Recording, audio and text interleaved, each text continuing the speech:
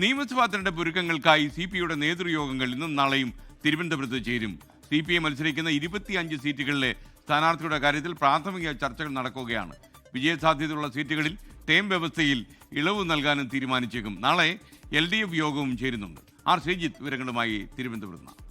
പറയൂ ശ്രീജിത്ത്. CPIയുടെ നേതൃയോഗങ്ങളാണ് ഇന്നും നാളെയുമായി നടക്കുന്നത്. ഇന്ന് CPIയുടെ സംസ്ഥാന സെക്രട്ടേറിയറ്റും നാളെ CPIയുടെ സംസ്ഥാന എക്സിക്യൂട്ടീവുമാണ്. ഈ യോഗങ്ങളിൽ ശ്രദ്ധേയമാക്കുന്നത് നിയമസഭാ തെരഞ്ഞെടുപ്പുമായി ബന്ധപ്പെട്ട ചർച്ചകളിലേക്ക് പാർട്ടി കടക്കുമോ എന്നതാണ്. പാർട്ടി മത്സരിക്കുന്നത് 25 സീറ്റുകളിലാണ്. നേരത്തെ 22 സീറ്റുകൾ മത്സരിച്ചെങ്കിലും കേരള കോൺഗ്രസ് എമ്മിൻ്റെ വരവോടെ ചില വിട്ടുവീഴ്ചകൾ ചെയ്യേണ്ടി വന്നു. അങ്ങനെയാണ് സീറ്റ് എണ്ണം 25 കുറഞ്ഞത്. അതിൽ ആരൊക്കെ മത്സരിക്കണം, തെരഞ്ഞെടുപ്പ് മണ്ഡലങ്ങളിലെ സംഘടനാപരമായ ഒരുക്കങ്ങൾക്ക് കഴിഞ്ഞ സംസ്ഥാന കൗൺസിൽ രൂപം നൽകിയിരുന്നു, ചുമതലകളും മറ്റും നൽകിയിരുന്നു. അതിനപ്പുറത്തേക്ക് കടന്ന് സ്ഥാനാർത്ഥികളുമായി ബന്ധപ്പെട്ട ചർച്ചകളിലേക്ക് കടക്കുമോ, അതിനെന്തെങ്കിലും മാനദണ്ഡങ്ങൾ ഇളവ് നൽകുമോ തുടങ്ങിയ കാര്യങ്ങളാണ് ഈ യോഗങ്ങളിൽ ചർച്ചയാകാൻ പോകുന്നത്. ഒപ്പം തന്നെ നാളെ LDF യോഗം വിളിച്ചിട്ടുണ്ട്.